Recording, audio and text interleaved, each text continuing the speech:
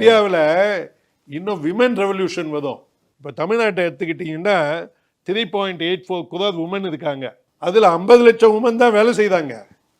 அந்த 3.83 crore உமனும் வேலை செஞ்சாங்கன்னா நம்முடைய தமிழ்நாட்டுடைய ஜிடிபி வந்து 383 பில்லியன் போன வருஷம் US dollar. Sorry, I don't remember rupees. அது வந்து 1 trillion ஆயிடும் இன்னும் 3 வருஷத்துல. அவங்களும் அவங்களுடைய பொட்டன்ஷியல். ஓகே, ஆமா. நம்ம மக்களுக்கு என்ன புரியணும்னா winning is infinite. Okay, Muthu win பண்ணா குமார் வின் பண்ணலாம், குமார் வின் பண்ணா கோவிந்தன் வின் பண்ணலாம். இவன் வின் பண்றது மற்றவர்களுடைய வெற்றியினை பாதிக்காது. ஓகே, நம்ம ஆனா அப்படி மைண்ட்ல நினைச்சுக்கிறோம். தாழ்வு மனப்பான்மையில் அவனை வெற்றி பெறக்கூடாதுன்னு கண்ட்ரோல் பண்றாங்க. அதெல்லாம் இனிமே கிடையாது. ஓகே, இவன் ஜெயிச்சா அவனும் ஜெயிக்கலாம், எல்லாருமே ஜெயிக்கலாம். ஓகே. இப்போ ஒரு 4-5 இதில் முக்கியமான முதல்ல என்னன்னா, ஒரு மார்க்கெட்டில் சக்ஸஸ் ஆக முடியலன்னா மார்க்கெட் இஸ் சேச்சுரேட்டட் அப்படின்னு சொல்கிறாங்க. To you think is any market get saturated? தவறான விஷயம். சேச்சுரேட்டட் அப்படின்னா என்னென்னா, ஒரு 100 கிராம் தண்ணியை எடுத்து 40 கிராம் சர்க்கரையை போட்டால் கரைந்து விட்டால் அதுக்கு 40 கிராம் சேச்சுரேட்டட். ஆனால் அதில் ஒரு ஃபேட் அவுட்டிங்கன்னு வச்சுக்கிங்க, unsaturated. You create a new definition of your own market. Okay, இப்போ உதாரணமாக உலகத்தில் நான் ஒரு கிளினிக் நடத்துகிறேன். இன்னும் நான் தமிழ்நாட்டு மக்களுக்கு புரிய வைக்கல, பிகாஸ் தமிழ்நாட்டு மக்களை டார்கெட் பண்ணி நான் நடத்தலை. அந்த கிளினிக் வந்து உலகத்திலேயே ஃபஸ்ட்டு டைம் டாக்டருங்களுக்கும் ப்ரிவென்டிவ் வெல்னஸுக்கும் நடத்துகிறேன். But I am not a doctor and I don't want to be a doctor. Okay, but and doctors don't do preventive. நான் இந்த பிஸ்னஸுக்கு ஏன் வந்தேன் தெரியுமா? சுமார் ஒரு 20-24 வருடங்களுக்கு முன்னால் லாஸ் வேகாஸ் நகரில் என்னுடைய விமானத்தில் இறங்கி உட்கார்ந்து இருந்தபோது லேரி கிங்குன்னு ஒருத்தரை மீட் பண்ணேன், CNN. அவர் கூட பேசிட்டு இருந்தபோது அந்த லேரி கிங்கு நான் ஒரு கேள்வி கேட்டேன்.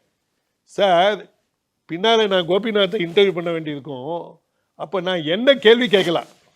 அவரால் பதில் சொல்ல முடியாத கேள்வி ஒன்று சொல்லுன்னு அவர் கேட்டார். ஓகே, நீ வந்து தனிப்பட்ட முறையில் எத்தனை உயிர்களை காப்பாற்றினாய் மிஸ்டர் கோபிநாத்? வாழ்க்கையில் எவ்வளவு உயிர்களை நீங்கள் காப்பாற்றி இருப்பீங்கள்னு கேள்வி கேளுங்க. அவர்கள் தடுமாறுவார்கள். டாக்டராக இருந்தால் பதில் சொல்ல முடியும், ஹெலிகாப்டர் பைலட்டு, எமர்ஜென்சி ஹெலிகாப்டர் பைலட்னா பதில் சொல்ல முடியும். ஓகே, இந்த சிஸ்டருங்க நர்ஸுங்களாக இருந்தால் பதில் சொல்ல முடியும், டயட்டிஷியனால சொல்ல முடியும். ஆனால் நீங்கள் என்னன்னு சொல்ல முடியும்? ஒரு இண்டிவிஜுவலால சொல்ல முடியாது. அந்த கேள்வியினை கேள்னார். அது என் மனதை தாக்கிவிட்டது. அந்த மனத்தாக்கலோடு 1 மாதம் கழித்து ஹார்வர்டில் 3 மாதம் படிப்பதற்கு போனேன். ஹார்வர்ட் பிஸ்னஸ் ஸ்கூலில் போன உடனே தான் தெரிஞ்சது நான் படிக்க வேண்டியதில்லை அங்கன்னு. எனக்கு மனசுக்குள்ள எல்லாரும் எங்கே படித்தேன்னாக்கா ஹார்வர்டு, ஸ்டான்ஃபோர்டு இதெல்லாம் சொல்கிறாங்களே அப்படின்னு. பின்னால் அதே ஹார்வர்டுக்கும் ஸ்டான்ஃபோர்டுக்கும் பேசுறதுக்கு போனேன். ஓகே, ஸோ ஹார்வர்டில் படிக்க போன போது டாக்டர் பேரி சியர்ஸ்ன்றது ஜோனுன்னு ஒரு புக்கு எழுதி நியூயார்க் டைம்ஸில் பெஸ்ட்டு செல்லராக இருந்தது. என்னுடைய ப்ரொஃபஸர் ஷபீரோ கிட்ட சொன்னேன், சார் உங்களுக்கு பேரி சியர்ஸை தெரிஞ்சால் எனக்கு ஒரு அப்பாயின்மெண்ட் கொடுங்க. அது எனக்கு ஒரு லஞ்ச் அப்பாயின்மெண்ட் வாங்கி கொடுத்தேன். அந்த பேரி சியர்ஸ் கிட்ட போய் சொன்னேன், நான் என் நாட்டிற்கு திரும்பி சென்று இந்த மாதிரி ப்ரிவென்டிவ் வெல்னஸ் செய்யணும், 1 லட்சம் பேரை நான் பழைக்க வைக்கணும், ஆனால் நான் டாக்டர் இல்லை, எனக்கு ஏதாவது ஐடியா சொல்ல முடியுமான்னு. வந்து கேவலமாக இருக்குன்னு.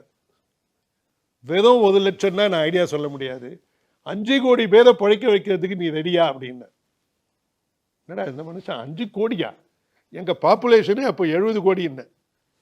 அவர் சொன்னார், 5 கோடி பேர் டயபெட்டிஸ், அதுக்கு உனக்கு சொல்லித்தரேன், நீ போய் இந்த 5 கோடி பேரை பழைக்க வைய. இந்த பிஸ்னஸ் என் மனதில் 30 வருஷமாக ஓடிக்கொண்டு இருந்தது. இப்போ எனக்கு நேரம் கிடைத்தது, இன்டர்நெட் கிடைத்தது, நான் ஒருவன் பேசி ஒரே பாட்காஸ்டிலே ஒரு 10 லட்சம் பேருக்கு சொல்லலாம்.